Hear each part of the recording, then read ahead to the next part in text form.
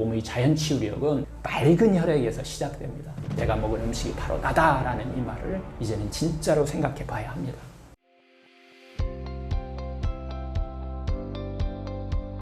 암 환자가 반드시 피해야 되는 음식이 있나요? 암 진단을 받고 가장 헷갈리는 것 중 하나가 바로 음식이에요. 어떤 음식이 좋고 어떤 음식이 나쁜지 정리하다가 보면은 정말 먹을 것이 없는 경우도 있고요.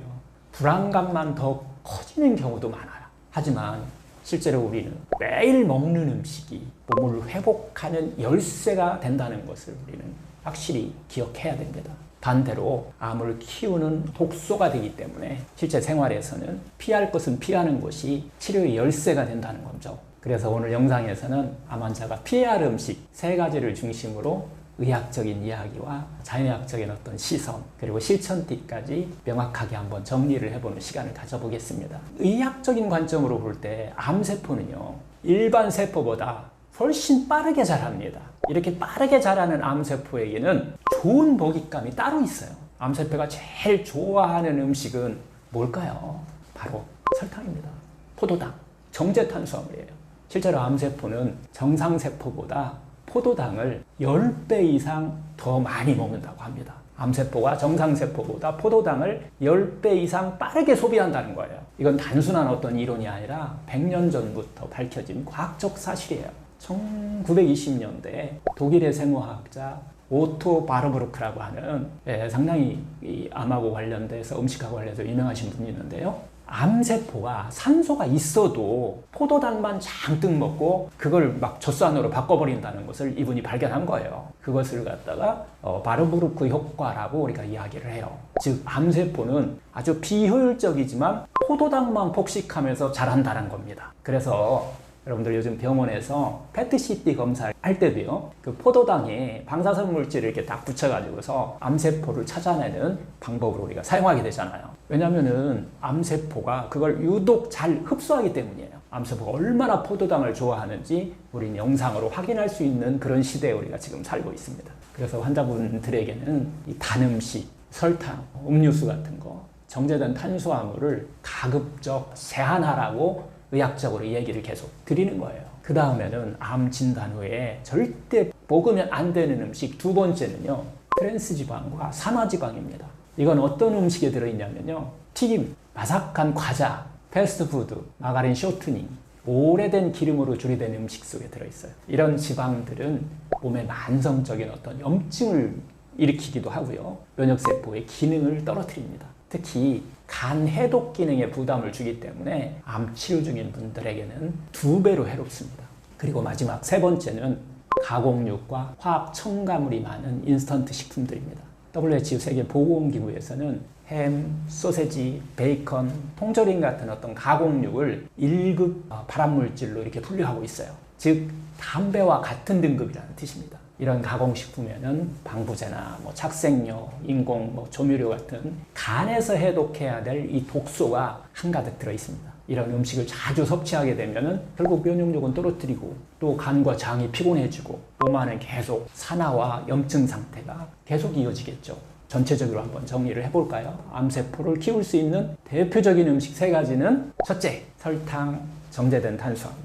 이 포도당은 암세포의 주 먹잇감이라는 거고요. 둘째는 트랜스지방, 산화된 기름은 면역 기능과 해독력을 떨어뜨린다는 거고요. 3번째, 가공육과 인스턴트 식품들은 발암물질과 독소의 총집합이다라는 이야기로 말씀드릴 수 있는데요. 하지만 반대로 이렇게 생각해보면 이 3가지만 피하셔도 몸은 분명히 달라지기 시작한다는 거예요. 지금부터는 자연의학 시선으로 조금 더 깊은 질문을 던져볼까요? 왜 우리는 회복의 첫걸음이 음식이라고 말할까요? 우리는 이 치료는 병원이 하는 것, 약을 먹어야 병이 낫는다 이런 생각을 갖고 있잖아요. 자연의학에서는 내 안에 100명의 의사를 깨우는 것이 치유다라고 하는 것이 기본이잖아요. 몸이 스스로 치료할 수 있는 힘이 있다라는 거예요. 그 힘을 살리는 열쇠가 바로 음식에서 시작된다는 겁니다. 암은 단순히 세포 하나하나가 잘못된 게 아니라 몸 전체 환경이 망가졌다는 신호입니다. 암은 어느 날 갑자기 생긴 게 아닙니다. 오랜 시간 내 몸에 쌓여온 잘못된 식습관이 만든 결과예요. 너무 입에 단 음식을 자주 먹고 늘 인스턴트 또 간편식으로 때우고 기름지고 튀긴 음식을 또 즐겨 먹고 이런 습관들이 혈액을 탁하게 만들고 세포의 산소 흐름을 막고 면역 시스템을 교란시킨 거예요. 몸의 자연 치유력은 맑은 혈액에서 시작됩니다. 그런데 매 끼니마다 독소가 들어오는 식사를 한다면 몸은 회복이 아니라 생존 방어에만 에너지를 쓰게 됩니다. 우리가 먹는 음식은 단순히 배를 채우는 것이 아닙니다. 그건 곧 피가 되고 세포가 되고 면역이 된다는 겁니다. 내가 먹은 음식이 바로 나다라는 이 말을 이제는 진짜로 생각해 봐야 합니다. 우리는 종종 무엇을 먹어야 할까만 생각하지만 사실은 무엇을 먹지 말아야 할까가 훨씬 더 중요할 때가 많습니다. 내가 아무 생각 없이 먹는 이 음식이 세포를 아프게 만들고 회복을 방해하는 독소가 될 수도 있다는 거죠. 하지만 괜찮습니다. 지금부터라도 하루 한 끼, 한 가지 음식만 바꿔도 몸은 분명히 반응합니다. 오늘 이 영상을 보시고 무심코 먹던 이 음식을 하나만 딱 멈춰보세요. 그 멈춤이 자신의 몸과 삶을 다시 회복의 길로 이끌 것입니다. 지금부터라도 몸을 살리는 음식, 몸을 괴롭히지 않는 음식부터 한번 시작해보세요. 그게 바로 자기 자신에게 상냥하게 하는 첫 번째입니다. 내 몸속을 깨끗하게 하는 해독법이 있나요? 많은 분들이 이런 질문을 하세요. 원장님, 공복에 해독이 좋다고 하셨는데 그럼 공복에 뭘 먹으면 더 도움이 될까요? 특히 암 진단을 받고서 해독이 중요하다는 이야기를 들은 분들은 더 고민이 많죠. 도대체 언제 무엇을 먹어야 할지 또 헷갈릴 수밖에 없습니다. 그래서 오늘은 질문에 속 시원하게 한번 답하는 이런 시간을 한번 가져볼 거예요. 오늘은 이 공복 상태가 해독에 어떤 영향을 미치는지, 그리고 공복에 먹었을 때 가장 효과적인 음식은 무엇인지, 그리고 실제로 일상에서 어떻게 실천하면 좋은지까지 하나하나 정리해서 이야기하는 시간을 가져보겠습니다. 먼저 해독이라는 개념부터 한번 짚어볼까요? 우리가 해독이라고 말하는 과정은 사실은 몸 안에서 항상 지내고 있는 대사작용 중 하나입니다.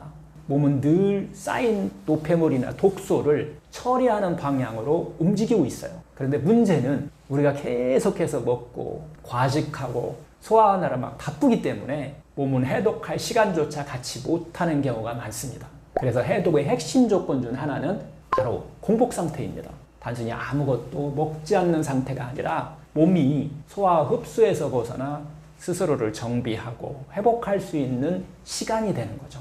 의학적으로는 이 공복 상태는 아주 중요한 의미를 갖습니다. 2000년대 이후에 전 세계적으로 공복과 해독에 관한 많은 연구들이 쏟아졌는데요. 그 중에서도 가장 주목받는 개념이 바로 자가포식, 오토파지입니다. 이건 우리 몸이 스스로 손상된 세포, 노폐물, 몸속의 독소를 분해하고 정리하는 청소 시스템이라고 보면 됩니다. 쉽게 말하면 몸 안에 쌓인 이 오래된 쓰레기들을 스스로 처리하는 작용이죠. 그리고 이 자가포식 작용은 공복 상태일 때 훨씬 더 활발해진다는 사실이 여러 연구를 통해 밝혀졌습니다. 특히 2016년에는 이 자가포식 작용을 연구한 일본의 오스미 요시노리 교수가 노벨 생리의학상을 수상하면서 전 세계의 주목을 받기 시작한 거예요. 즉 몸은 배고픈 상태일 때 단순히 에너지를 아끼는 게 아니라 스스로를 정비하고 해독하는 강력한 시스템을 가동하고 있다는 겁니다. 자연에 의해서는 공복을 몸을 회복하는 골든타임이라고 합니다. 그리고 이 시간에 만약에 음식을 넣는다고 하면은 그것은 해독을 도와야 한다는 원칙을 갖고 있어요. 그런 음식을 먹어야 된다는 거죠. 즉 공복 중에는 해독이 도움이 되는 그런 음식을 먹어야 되는데 이렇게 먹었을 때 소화부담물이 적게 되고 몸의 해독을 돕는 성분이 충분히 들어있는 그런 음식들이죠. 그리고 또 장과 간, 혈액의 정화를 촉진하는 그런 음식을 공복 중에는 먹어야 된다는 겁니다. 대표 해독 음식은 한 가지가 바로 사과당분 주스 같은 거예요. 공복 해독식으로 가장 많이 쓰이는 음식 중 하나가 바로 사과당분 주스입니다.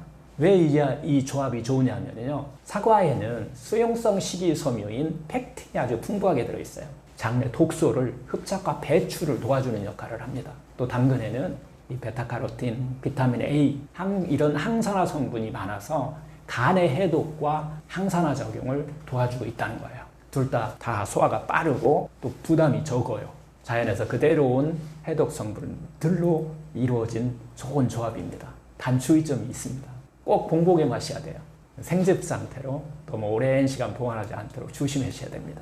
다른 음식과는 혼합하지 않는 것이 좋다는 거예요. 그 외에 공복에 좋은 음식들은 브로콜리 생즙 같은 것도 괜찮아요.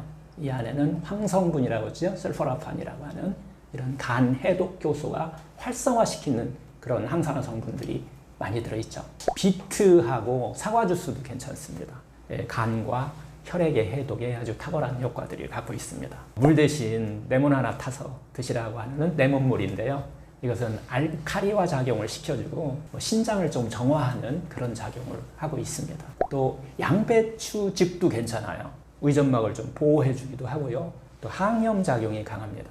이런 음식들은 공복에 소량, 단독으로 섭취하는 게 좋은데요. 이렇게 섭취하게 되면 장과 간, 혈액의 부담 없이 해독 기능을 도와줄 수 있습니다.